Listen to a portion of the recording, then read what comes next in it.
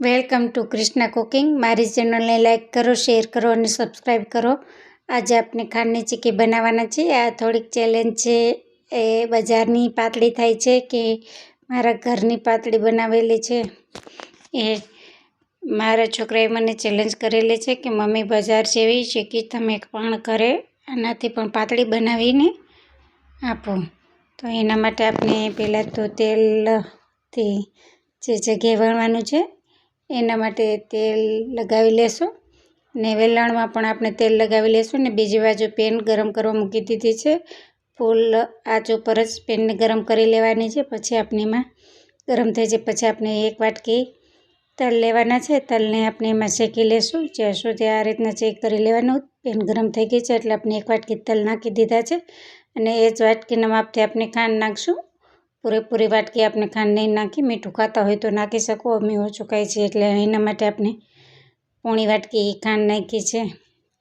બે જ વસ્તુથી આપણે બનાવવાના છે અને બજારમાં જે મળે છે એ ચીક્કી શેકેલી નથી હોતી અને હું શેકેલી બનાવું છું। તમે કઈ રીતના બનાવો છો તે મને કમેન્ટ કરજો ને મારી રેસીપી તમને કેવી લાગે છે એ પણ કમેન્ટ કરજો। શેકી લીધા પછી આપણે એને એક ડીશમાં ઠંડી થવા દઈશું અને એ જ પેનમાં આપણે ખાંડના ઉમેરી દઈશું। ખાંડ ઉમેરી દીધા પછી આપણે એને કાંઈ કરવાનું નથી, એમને બધી પેનમાં ફેલાવી લેવાની છે અને એને ફેલાવી લીધા પછી આપણે ગરમ થવા દઈશું એમનું। Sorry ass DJ.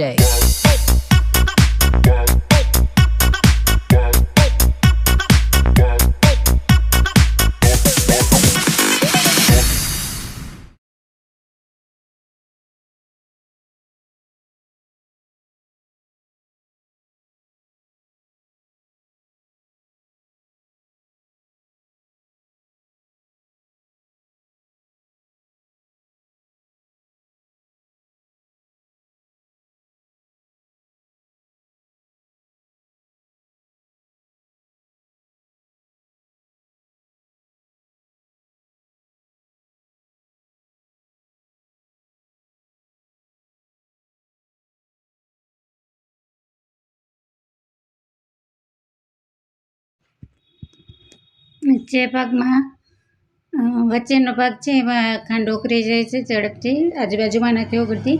તો એના માટે આપણે જે વચ્ચે ઓગળેલી ખાંડ છે એની ઉપર આજુબાજુની ખાંડ છે ઉપર થોડી થોડી નાખતા રહીશું એટલે ઓગળેલી છે એમાં ભેગી મિક્સ થતી જશે અને ઓગળતી જશે। એ રીતના આપણે થોડી થોડી હળવા હાથે આજુબાજુમાં જે ખાંડ ઓગળેલી છે એની બાજુમાં નથી ઓગળેલી એ બધું બાજુમાં કરતા જશું એટલે હલાવ્યા વગર એમ જ્યાં સુધી ખાંડ ન ઓગળે ત્યાં સુધી આપણે એને કાંઈ કરવાનું નથી, એમને સતત ઓગળવા દેવાની છે મીડિયમ આંચ ઉપર।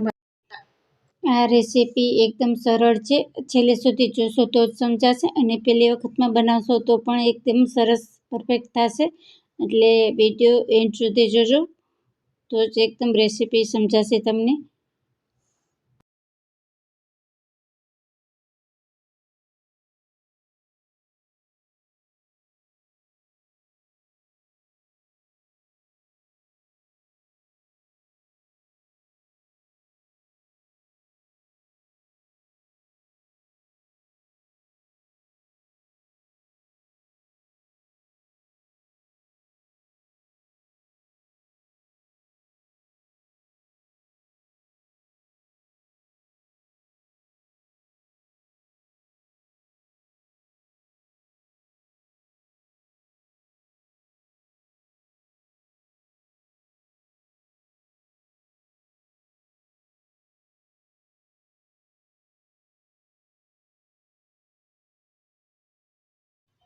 તમે જોઈ શકો છો, જો થોડી થોડી ધીમે ધીમે ખાંડ ઓગળવા માંડી છે એને આ રીતે ધીમે ધીમે હલાવતા રહેશું અને મિક્સ કરતા રહેશું એટલે થોડી ખાંડ ઓગળેલી નથી એ પણ મંડે ઓગળવા।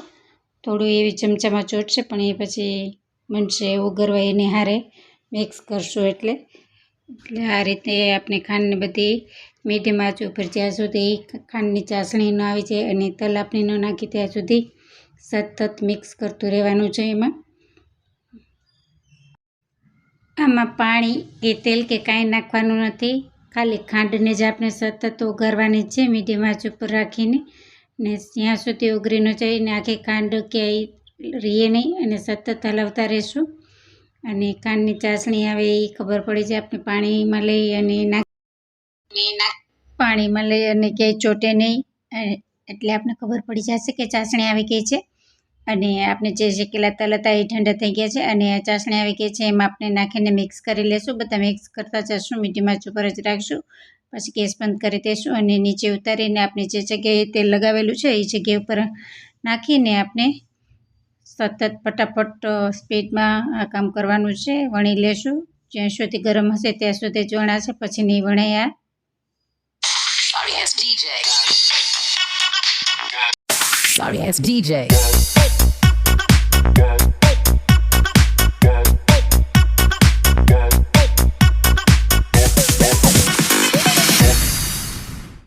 Sorry ass DJ.